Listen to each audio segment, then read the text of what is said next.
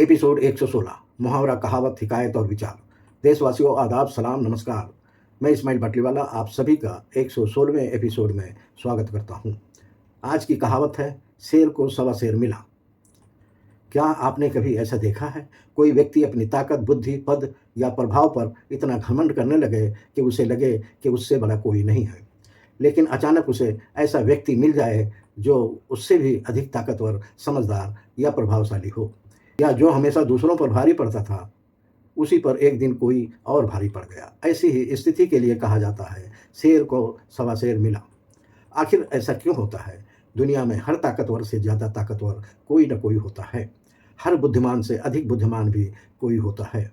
क्या केवल ताकत, धन, पद या प्रसिद्धि ही हमेशा सफलता की गारंटी है, या फिर हर क्षेत्र में कोई न कोई हमसे आगे भी हो सकता है? कहावत का अर्थ, शेर को सवा शेर मिला का अर्थ है किसी ताकतवर, घमंडी, चालाक, प्रभावशाली व्यक्ति को अपने से भी अधिक सक्षम, बुद्धिमान या प्रभावशाली व्यक्ति मिल जाना। अर्थात घमंडी को सबक मिल जाए, ताकतवर को उससे ज़्यादा ताकतवर मिल जाए, चालाक को उससे ज़्यादा चालाक मिल जाए और व्यक्ति को अपने वास्तविक सीमा का एहसास हो जाए, तब कहा जाता है शेर को सवा शेर मिला। ये कहावत हमें सादगी की सीख देती है। दुनिया में कोई भी व्यक्ति सर्वश्रेष्ठ नहीं होता है।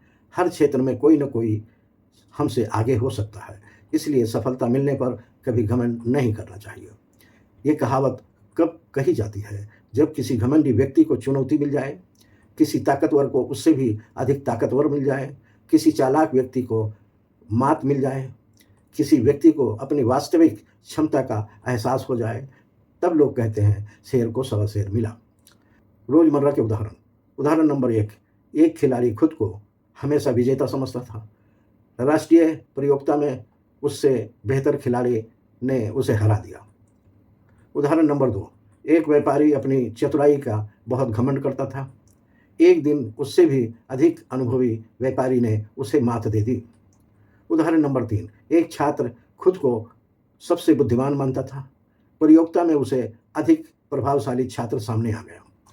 उदाहरण नंबर 4, एक नेता अपने प्रभाव पर बहुत गर्व करता था। चुनाव में उससे अधिक लोकप्रिय उम्मीदवार विजयी हो गया। तब कहा गया शेर को सवा शेर मिल गया।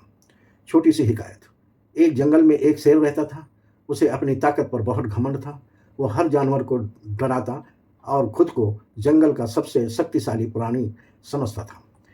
एक दिन दूसरे जंगल से एक और शक्तिशाली शेर आया। दोनों के बीच मुकाबला हुआ।